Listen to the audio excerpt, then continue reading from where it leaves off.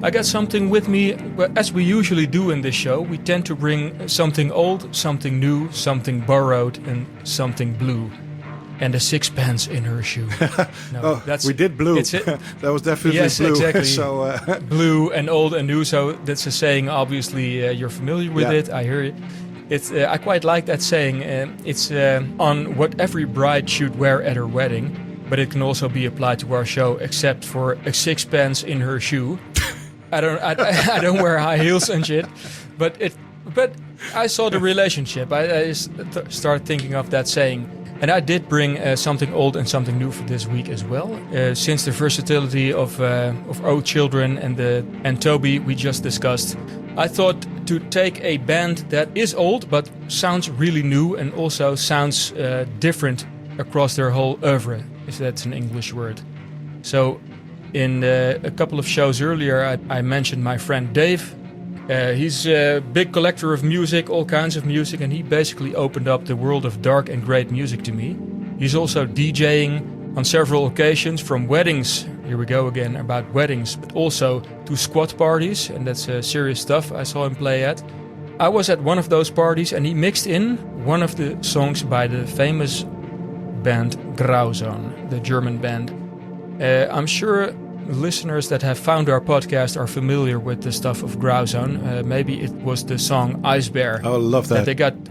Yeah, thanks. Likewise. That's excellent, yeah. And the song that we're about to play is on the B-side of the 12-inch of that single, Ice Bear. It's called Film 2. And if you listen to this, and also if you mix it into a recent acid and techno set, that's where my reference to Dave comes from, you will not hear, if you don't know this song already, you will not hear it. It was made in 1981. It is unbelievable. We talked about Kraftwerk and all the other influential bands that we had on the show. But this one is unbelievable. It may be even more ahead of its time of everything we discuss right now. It's basically like a pure techno track, but only from 1981. Wow. Still holds up today, I think. I bet you that no young people dancing away at a festival would pick this one out as an oldie. Yeah, you got me curious. This is Film 2 by Grauzone.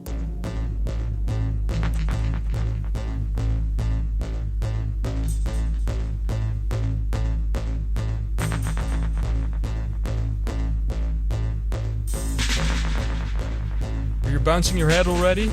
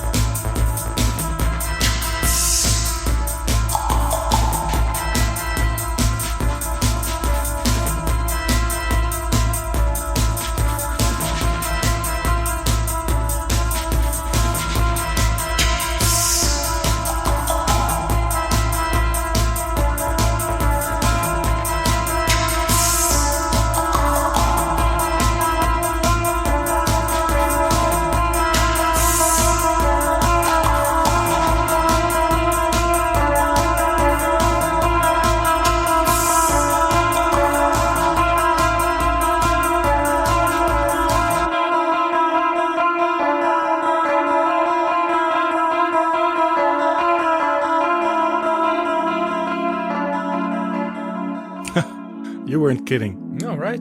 I feel like skipping work tomorrow and go to a rave right now, even though it's a Monday night. Yeah, man.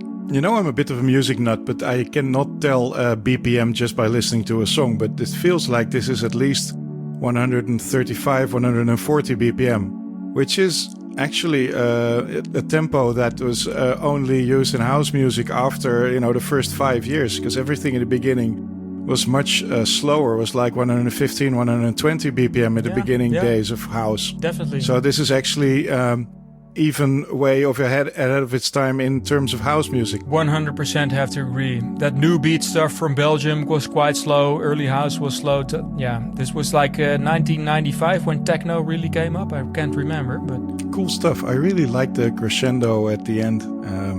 It's sort of just when usually with many songs, like when you're halfway, you've heard everything, right? Yeah. And then it just repeats some more, and they put down the volume, they break it down a bit, and then they build it back up again, and then you're done. This song continues to change right until the end, and it sort of moves forward, like it moves at you. I really liked it. It's a great experience. And also talking about music, because that's what we love best, I think. We also usually have a part about film, especially about the connection between music and film. And we didn't prepare as much this week for the pilot, but there is obviously film 2 in the title. So that made me think about mentioning this. So if you continue to listen to us, you will definitely find a lot of interesting movie links in our show as well. All right, great. Actually, I only know that one song by Grauzone, which is Ice Bear, which is also a very nice song because it's about the sadness that is reflected in the text is reflected in the music. Yeah. But I always felt like it was more like poetry with music, and then this song turns out that they can also, deliver a complete experience without using lyrics for it. So very interesting observation. I never thought about it like that, but you're absolutely right. Very interesting choice. I love that comment. It feels like an adventure, even though it's without lyrics. Yeah. So it's poetry without lyrics. Yeah, basically. Yeah, I love it. All right. So moving on. Yes, let's do so. We had a discussion the other day. We were talking about new romantic subcultural movement, and Goof, you said it wasn't exactly clear to you what it was or where it came from. I remember. So yeah. So I have done some digging because you're my friend, and obviously I wouldn't want to keep you in the dark. And I've been able to link it to a great song. Can't wait. The song that we're going to be playing first, and then I'll dive into it a bit. Sounds good. Is a song by Spandau Ballet. Yes. And this is actually Spandau Ballet is a band that we took our time actually playing anything by them. Obviously, they came out of nowhere, and they came really fast when they launched their first album. The first 3 singles that they released each of them were top 20 hits. And the first 2 singles from their debut album were To Cut the Long Story Short and Freeze. Yes, that's with the white album cover. I love that. Yeah, exactly. So this song that we're going to be playing today is Muscle Bound. And it was released as the 3rd single from their debut album, Journeys to Glory. It was their 3rd consecutive hit in the UK, but it also charted up to number 32 in the Netherlands. Here it is, Muscle Bound by Spandau Ballet. Infected Classic.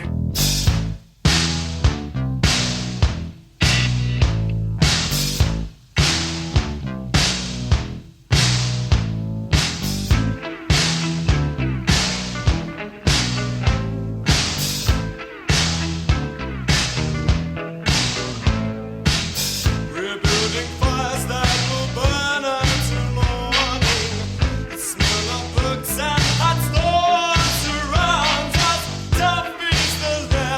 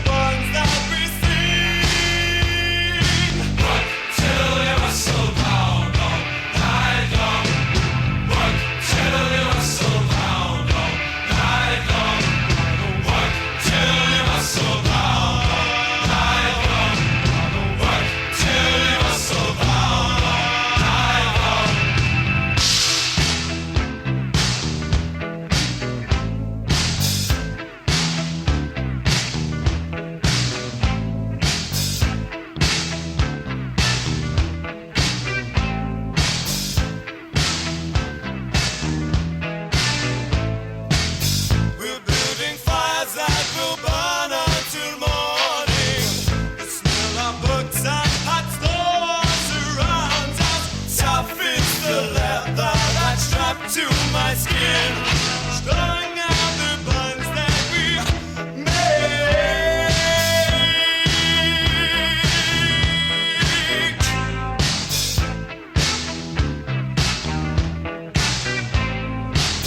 To feel the pulsing from junction to mountain, down through the vein and into the grain, strung is the shoulder that moves to the time. Here is the land it can break. Work till your muscle bound all night long. Work till your muscle bound all night long.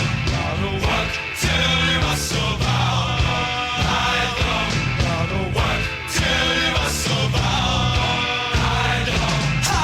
Tough is the leather that's strapped to my skin, strung out the bonds that we see. Work till your muscle bound all night long. Work till your muscle bound all night long. Gotta work till your muscle bound all night long. Work till your muscle bound all night long.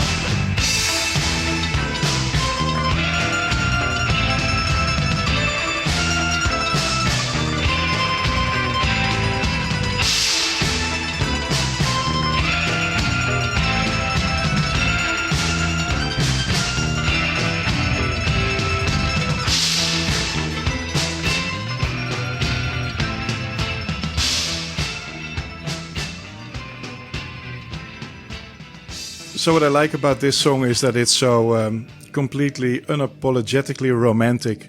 Tough is the leather that's strapped to my skin. Work till you're muscle bound actually means that you work so hard that eventually your muscles become so big that you have trouble moving, right? That's when you're muscle bound. So yeah, it's very, very romantic and macho in a way. The funny thing is, these guys really met in high school. The first version of this band was formed in 1976 by Gary Kemp and Steve Norman, and already October that year, Tony Hadley also joined as a vocalist. And they were really inspired by the post-punk underground dancing. And you know what the inspiration was for them to start making music? Gary and Steve. They were seeing the Sex Pistols in Islington. Here we are with the Sex Pistols link again. Yep. Nice. So the Sex Pistols inspired both these guitarists to form this band. And they emerged at the start of the 1980s as the house band for the Blitz Kids. And the Blitz Kids were a group of people who frequented the Tuesday club night at a club called the Blitz in Covent Garden in London. This is really where the new romantic subcultural movement started. So crucially, the club, the Blitz, lay between two art colleges, and so it became a test bed for student fashion designers. For instance, Stephen Jones and John Galliano, many others who went on to become famous in fashion in their own right. But other frequent attendees at the Blitz Club Tuesday nights included Marilyn, well known for the single Calling Your Name, Boy George, with whom Marilyn would actually later share a squad together, Yes. Martin Degville, the later frontman of Zig Zig Sputnik. And the club night organizers on the Tuesday night were Steve Strange and Rusty Egan, who also formed Visage as the lead singer and the drummer respectively. And those Tuesday nights at the Blitz were special, so we can definitely be sure that they were not working till they were muscle bound because they were clubbing at Tuesday night. What a great idea to go clubbing on a Tuesday night. It's been so long ago since I did that. Right, so actually at the Blitz on these Tuesday nights, Steve Strange was the club's greeter and Rusty Egan was the DJ. And together they co-hosted this exclusive night. The night had no name and they did not advertise them. It was just word of mouth. There was a very strict dress code at the door with an emphasis on style. Popular outfits consisted of bizarre homemade costumes and clothing and emphatic makeup, preferring a highly androgynous appearance. The Blitz began making headlines thanks to its outrageous styles of clothes and makeup, for both sexes, by the way. And this was actually well documented by Gary Kemp in his memoirs, which he released in 2009, I Know This Much. And you can also read about it in the book We Can Be Heroes, London Clubland. So basically, this is where the whole movement, the new romantic subcultural movement started on a Tuesday night with a bunch of kids who were joined by a bunch of students from fashion schools. All trying to outdo each other in weird and androgynous outfits, wearing makeup and playing this new weird music. really a buzzing hive of creativity that produced this band that would go on to sell over 25 million copies of their albums. They had great success. And I started thinking about the comment you made earlier about it took quite long for us to play something by Spandau Ballet. Maybe it was because after this or the second or third album they turned quite commercial. But this one, I love it. But the rest of the stuff, well, maybe it's a more like suited to the commercial stream, with nothing wrong with that, obviously. Yeah. But that certainly brought them fame and monies. Oh, definitely, yeah. And actually, if you think about it, the fact that they had these other two singles out before Musclebound, and another favorite was the fourth single of this album, which was Chant Number 1. You'll probably remember that one as well. Mm-hmm. It's the one that's talking about the pressure. It's so many great singles on a debut album. I don't know that many acts that had a debut album that got them 4 singles straight into the top 20 in their home market. Yeah. And great songs as well. So yeah, definitely something that brings up fond memories and started a really big trend. Really nice context again. And I hope you're enjoying this as well as you're listening with us and playing this music with us. Going from the creative pool that was going on in that time, if you want to make music and live off music these days, and I'm talking about music with some edge, it's going to be quite a challenge. And the band that we're going to play next, the band is called Soft Kill, not to be confused with The Soft Moon, which is also a really great band. It's a one-man band. No, we're talking about Soft Kill.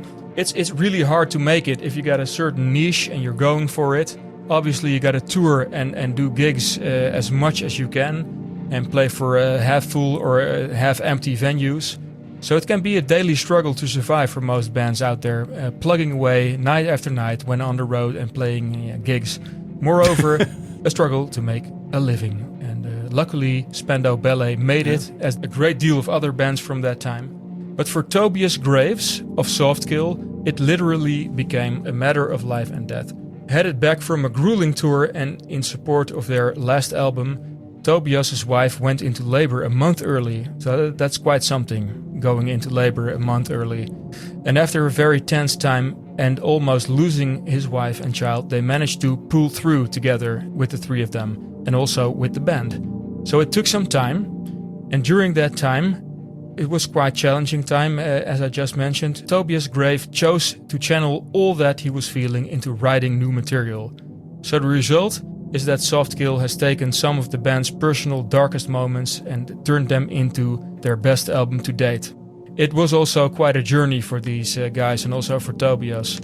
And the music of Soft Kill across all albums that they did, even before this tense time, can be described as, well, dramatic. At least, and also intense and without compromise come to mind. The music feels like it means something, each track, and it takes a certain passion and dedication, if you ask me, in order to deliver the music that we're about to listen to, that quality and that intensity. You can hear that there's something behind it. So it's music influenced by a fight to save mother and child, the lasting pains of addiction, because also, he was struggling with addiction during this time of labor and pregnancy of his wife.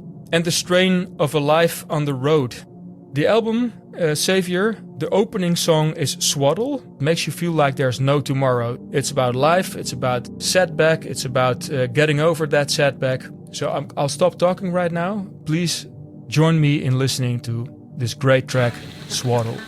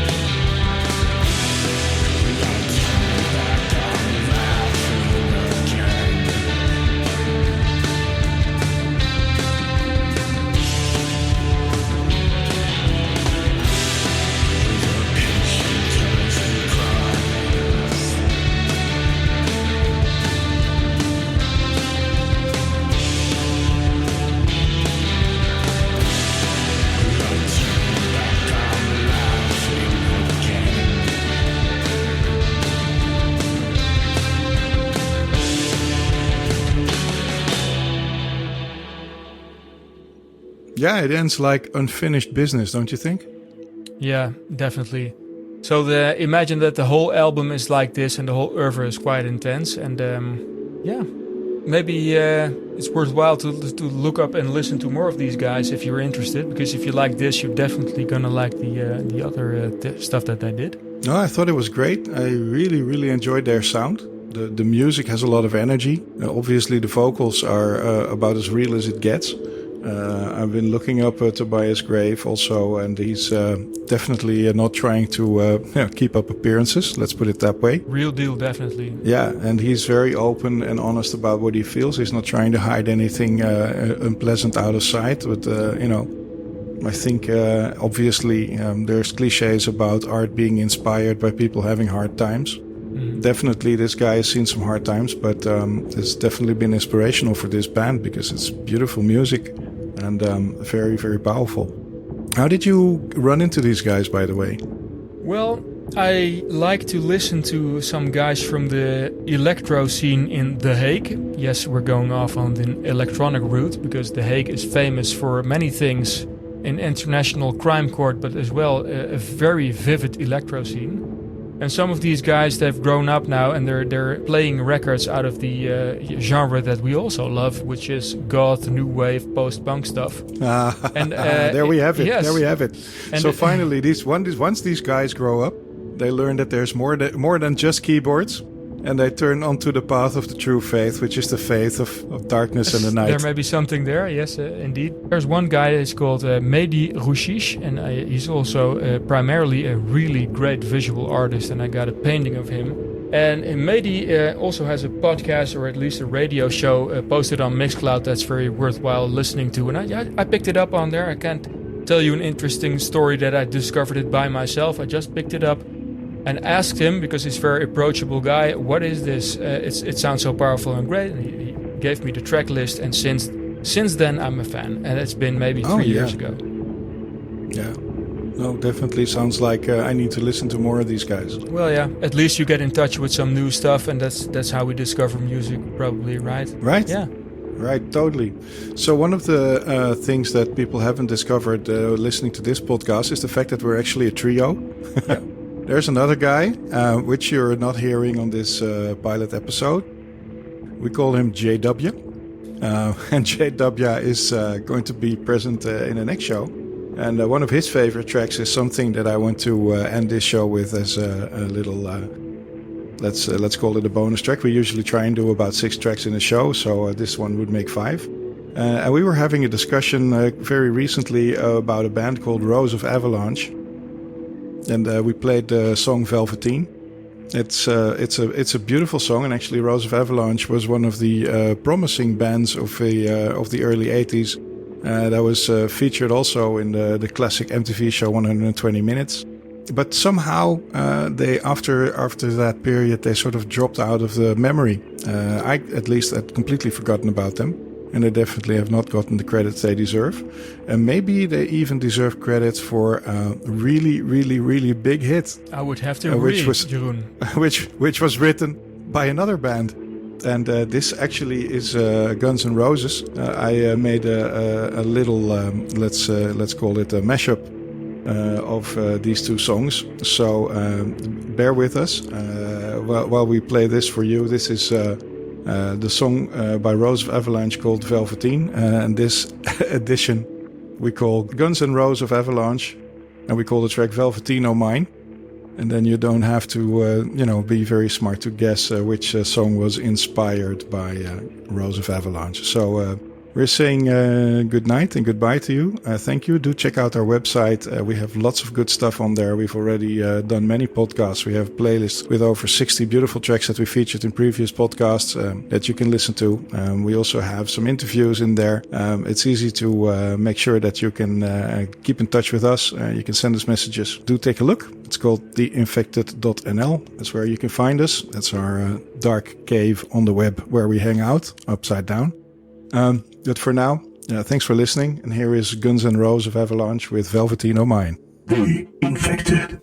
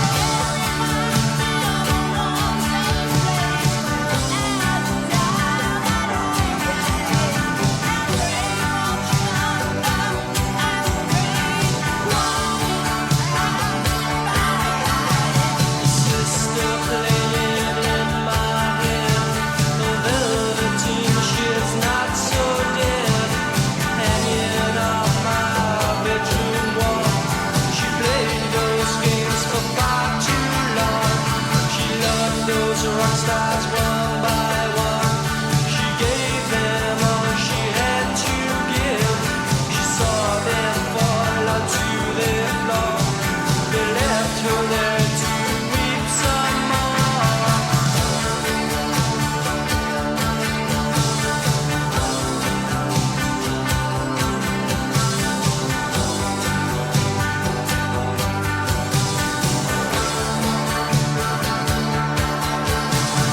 Velveteen, a heart so strong.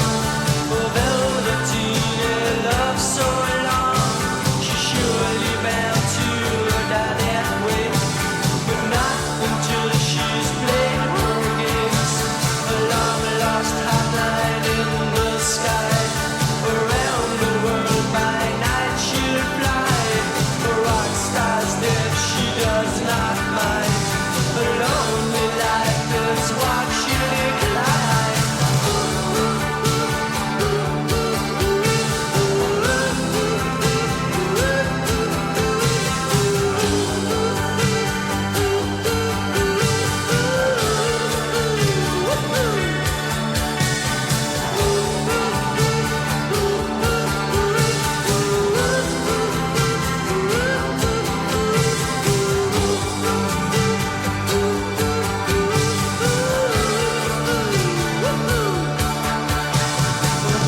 Velveteen, her love has gone. A long lost lovers, they too have gone. The end of her life is drawing near. She won't just sit back and disappear. She's living on her life that's flown. She's giving all that she's got that's known. She's telling all how she survived. A rock star's death is what she decline.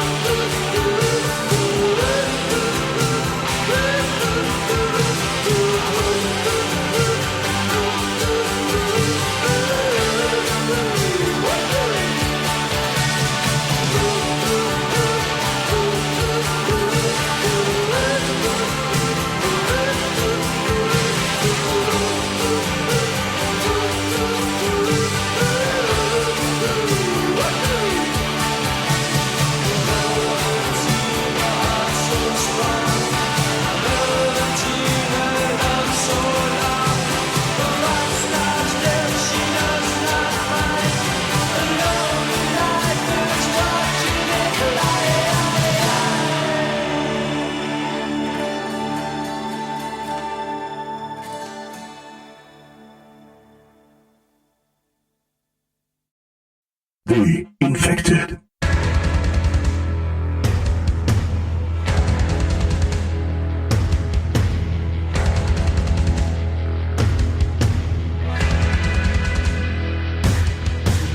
Een goedenavond, mijn naam is Tom uit België. Ik wil jullie even laten kennismaken met de Belgische groep Whispering Sons. Dat is een postpunk groep van eigen bodem, die al opgericht is in 2013. In 2015 brengen ze een EP uit, namelijk Endless Party. In 2016 winnen ze de Humo's Rock Rally, wat in België een niet te onderschatte muziekprijs is. In 2018 brengen ze voor het eerste full album uit, Image, waar het nummer Alone op staat. En daarmee hebben ze zelfs de hitlijsten gehaald, wat vrij uniek is hier bij ons. Stem? Wel, ze hebben mijn laatste muziek voor de tweede keer dan verrast, want die stem bleek van een frontvrouw te komen. Ze heet Fanny Kuppens en ik ben echt niet alleen die tot de vaststelling kwam. Ik heb ze vorig jaar live gezien. Fanny heeft een vrij androgyne uitstraling, energiek is ze en bijna altijd in het wit gekleed. Wat een duidelijk contrast is met de andere muzikanten. Nu, de andere muzikanten moeten zeker niet onderdoen, want die kunnen echt ook wel heel goed spelen. En de Hanse groep nemen je echt bij de keel. Dus je zult zeker niet ontevreden naar huis gaan mocht je ze live zien. Ik zou zo zeggen, luister even naar en laat je er maar aangenaam verrassen, zoals ze mij hebben verrast.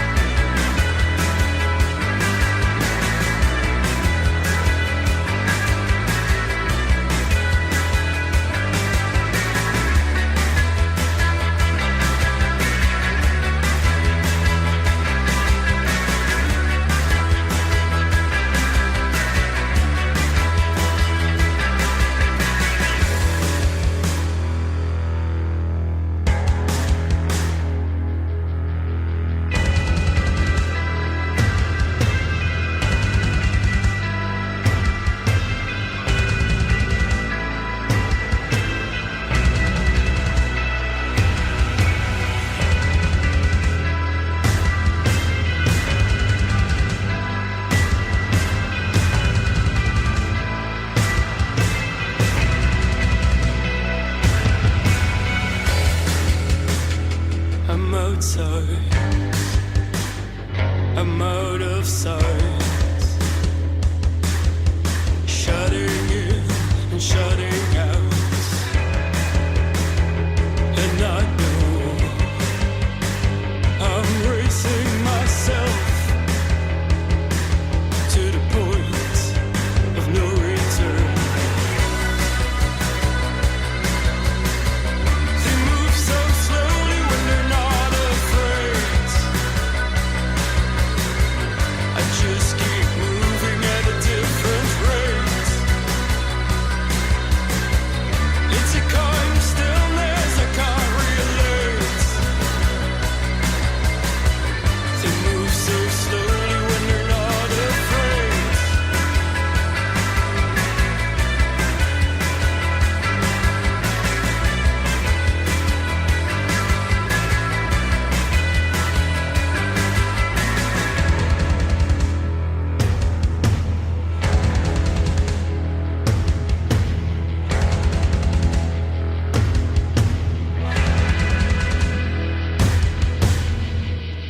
Hey, super gaaf om een aankondiging te hebben van iemand die zo enthousiast is dat hij mooie muziek met ons wil delen. En dan ook nog uit het verre België. Ik hoop dat iedereen het goed kon verstaan. Ik heb zelf een aantal jaren in België gewoond. En dit is West-Vlaams. Dat is zelfs voor Vlamingen vaak nog wel moeilijk te verstaan. Maar ik vond het super gaaf om zijn enthousiasme te horen. En om deze exotische aanprijzing van de Whispering Suns mee te krijgen. Want ik vind het een topband. Ik vond het echt een lekker nummer. Ik had inderdaad ook niet door. Hadden jullie dat door? Dat degene die zingt, dat het dus een dame is? Holy shit, nee. Ik had ten eerste niet per se door dat het Belgisch was. Wel enigszins Europees, maar nee, dat had ik niet door. En jongens, wat vonden jullie van de Whispering Suns? Nou, ik vind het lekker. Ik vond het ook lekker, ja. En jij vroeg of jij hoorde dat het een dame was die zang. Nee, ik hoorde dat zeker niet. En ik ben blij met de tip, want ik heb hem gelijk even toegevoegd aan mijn Shit I Like playlist. Dus Tom, dank je. Het is te hopen dat de grenzen niet alleen weer open gaan binnenkort, maar dat er ook weer eens wat samenscholingen met medevleermuizen mogelijk worden. En dat deze band dan het tourpad weer opgaat. Want weet je, van België naar Nederland, dat moet toch te doen zijn. En ik vond op zich, als je deze act hoort, dat moet toch Paradiso waardig zijn. Nou, minstens. Minstens. Jan Willem, wij hebben in Paradiso wel eens wat minder gehoord toen met Sisters of Mercy, weet je nog wel? Ja, dat weet ik. Jij vertrok voortijdig, dat kan ik me nog herinneren, klopt. Die avond. Ja. En ik heb het iets langer volgehouden, volgens mij 1,5 nummer. En dat was bij mij ook redelijk klaar. Holy shit. Heb ik jou daar alleen achtergelaten of heb jij mij laten gaan? Ja, serieus. Op een...